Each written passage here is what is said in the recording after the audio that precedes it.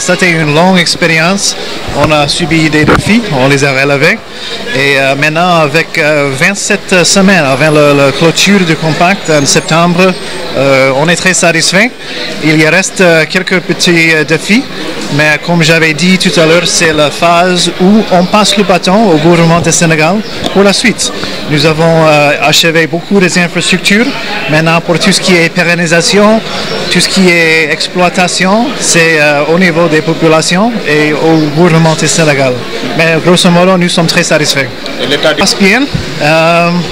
Nous venons juste inaugurer le pont au Kolda. L'année dernière, nous avons inauguré aussi le pont en Djoum, pas loin d'ici. Et il y a encore quelque chose à finir d'ici septembre 2015. Donc, l'état d'achèvement des travaux, ça se procède normalement. Engagé à faire des grosses infrastructures, mais ce n'est pas l'infrastructure soi-même qui change grand-chose. C'est l'exploitation, c'est la maintenance, c'est la pérennisation des acquis. Donc les chantiers sont presque tous achevés.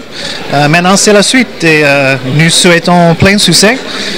Mais nous comptons en plus sur tous les acteurs de l'État ainsi que des populations pour que ces infrastructures soient mises au travail et que ça apporte quelque chose de réel aux populations.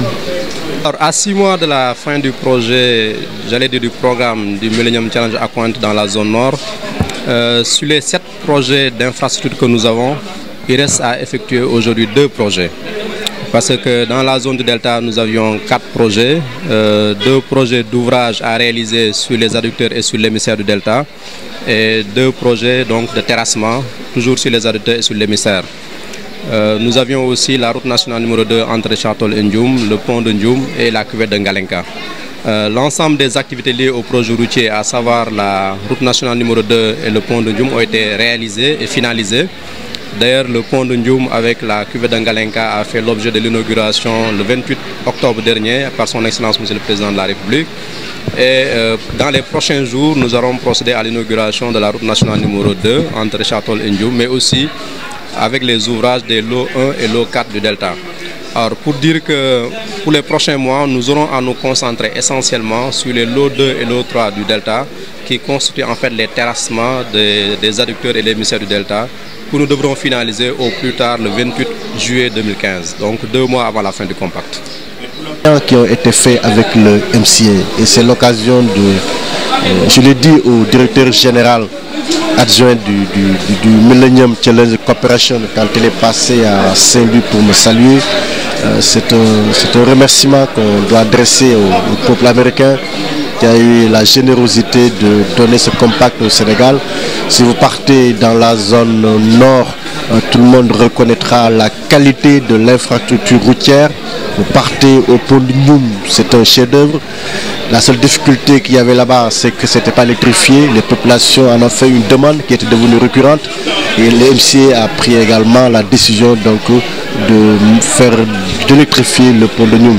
Vous partez dans la cuvette de Ngalenka. Qu'avant sa réhabilitation, les femmes n'étaient pas plus de 5% à accéder donc à la terre. Maintenant, c'est presque 30% de femmes qui ont bénéficié donc de cette infrastructure. Tant d'autres encore. Saint-Louis était alimenté à partir de Bango. L'ouvrage était dans un état de délabrement très avancé qui condamnait Saint-Louis à une pénurie. Mais MCA vient de lancer les travaux avec FH et tout porte à croire que l'ouvrage, la réhabilitation permettra de sécuriser la ville de Saint-Louis en alimentation en eau.